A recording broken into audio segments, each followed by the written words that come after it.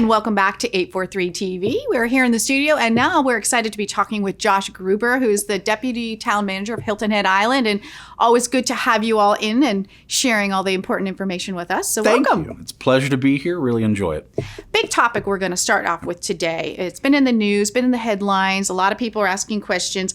The situation with the Beaufort County and the town as far as law enforcement. Let's talk about that and break that down for us. Yeah, there's a lot of history here, but let me kind of give folks a synopsis about what's brought us to where we're at today. The town was incorporated in 1983. At that point, there was already an existing year-round population here of about 20,000 people. We had, certainly a tourism influx during the summers that would bring a lot more people here. So there was already a significant law enforcement presence on the island before it was ever incorporated into a municipality. And following its incorporation, the town decided that it would be best to continue utilizing those law enforcement services provided by the Beaufort County Sheriff's Office as compared to trying to increase taxes, raise rates, and try to create its own police force. And so we've had that in place ever since the town's creation, and we have provided financial contributions to the county over the years for different personnel and deputies and other staff within the sheriff's office. But the sheriff has made very clear that as the constitutionally elected official for the county, he has to be able to take those people and move them to wherever he believes is necessary within the county to respond to whatever situations may be occurring at that point in time. And so because of that, we think it's more appropriate for those services to be paid out of the contributions that Hilton Head Island residents make via their property taxes on an annual basis to the county, because that function, those people serving in various locations around the county are more typical of a countywide function rather than a Hilton Head Island specific function. Right. And so that's why we've sought to kind of roll back the amount of money that we pay to the county as a separate law enforcement fee. And when we started having those conversations, ultimately we weren't successful in reaching a resolution or something that we could agree upon with the county. And so they proceeded forward to adopt an ordinance that would place a separate fee on Hilton Head Island property owners' tax bills. And that's something that we're just absolutely objected to. And we're going to take action to try and prevent that from occurring. So we will be filing for an injunction and a lawsuit here within the next couple of days to prevent that from going on this year's tax bill. We remain open to the idea of trying to resolve this with the county. I think that would be in everybody's best interest if we could do that, but there needs to be a recognition that the Hilton Head Island residents make a substantial contribution to the county in the form of property taxes. Every year, it's almost 50% of their entire property tax collections come just from the island. And so there needs to be a recognition of that fact in terms of at least some level of services that are provided here on the island. So what can a resident do then to help with this, opposing and fighting back, that kind of working with the town? What do you suggest? The first thing is to get informed about this situation, get the facts. There's certainly a lot of misinformation out there, but learn about it and then reach out and contact your elected officials, contact your county council representatives, contact the folks there at the county and let them know that you don't think it's appropriate to have to pay an additional fee on top of the taxes that are already paid on an annual basis.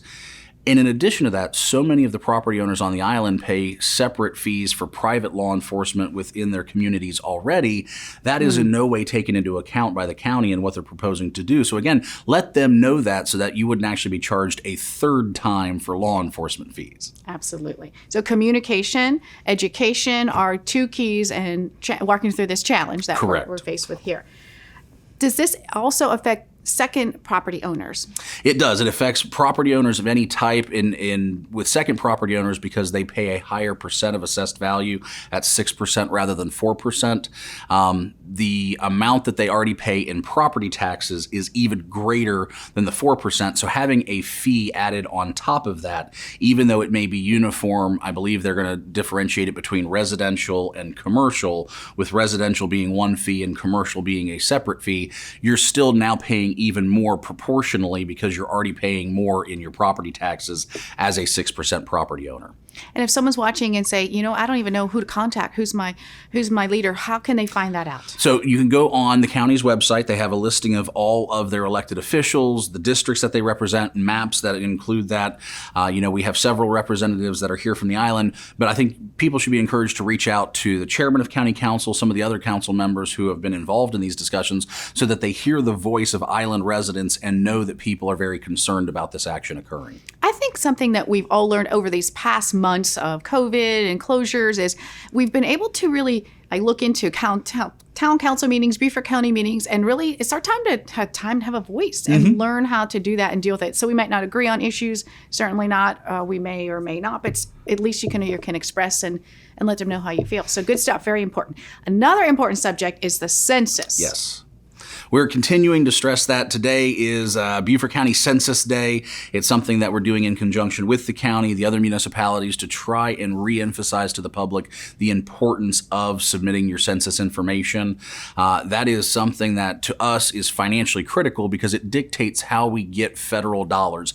I think altogether there's about $1.5 trillion that are distributed via proportional means that is based upon population. And so, the way we calculate it, each person that's counted is worth about $3,000 in federal funding. So for every 100 people that we can get counted that have not been counted over the course of the 10 years that occurs from census to census, that's $3 million in federal funding that will come to our local community because they've been counted. And so it's very, very important that we get as many people as we can.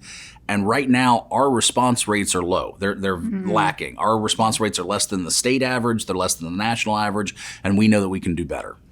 First of all, that's a huge number, right? When you put it in those simple terms, someone can say, wow, that's enough reason for me to go out and vote. We see how that works. And the 10-year span between census and census, if you think about where we were 10 years ago, Yep.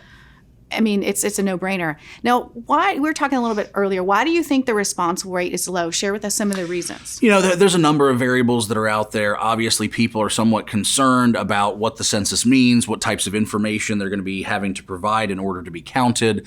But ultimately, you can provide this information from the comfort of your home, over your phone, over the internet. It is not intrusive. It's not looking for necessarily identifying information, but is wanting to make sure that you as a household get counted. We also have here a number of variables where we have a lot of second homeowners. And so if you're not here right now, but you do happen to spend most of your time here, you can be counted as part of the island's residential population. But if you're right now in Connecticut or someplace else because you're visiting your other property, you wouldn't necessarily have that information. So we're trying to get the message out that even though you may not be here, if you own property and you spend a majority of your time here, you can be counted. You just need to go on and fill out the census where you're at now and identify yourself as being a Hilton Head resident. I did it when it first came out. Very quick, very simple. It was, barely a few minutes. So it was really easy to do. No reason that you shouldn't do it, and so important. As we get into the fall now season, let's share in the last, we got one or 2 minutes to go. What's happened with the town that we need to know about? Sure. So we have a number of things that are going on right now. A couple that are very important. One is adoption of our plan, which is our comprehensive plan update. And a comprehensive plan, for folks that don't know, is supposed to be kind of your guidebook on where you're going as a community for the next 5 and 10 years. And so it kind of outlines goals, aspirations, things that we want to do, places where we want to get to, the infrastructure that we want to invest in as a community. And so it's a very important document because it sets the foundation for so many of the things that are going to come about for the next couple of years.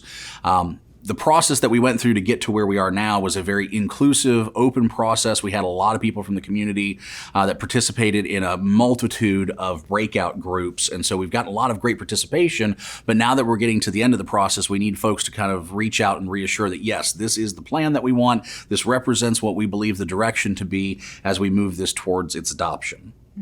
We also have going on right now a parking study that's being done to look at both the Coligny area and then also the town's other beach parks.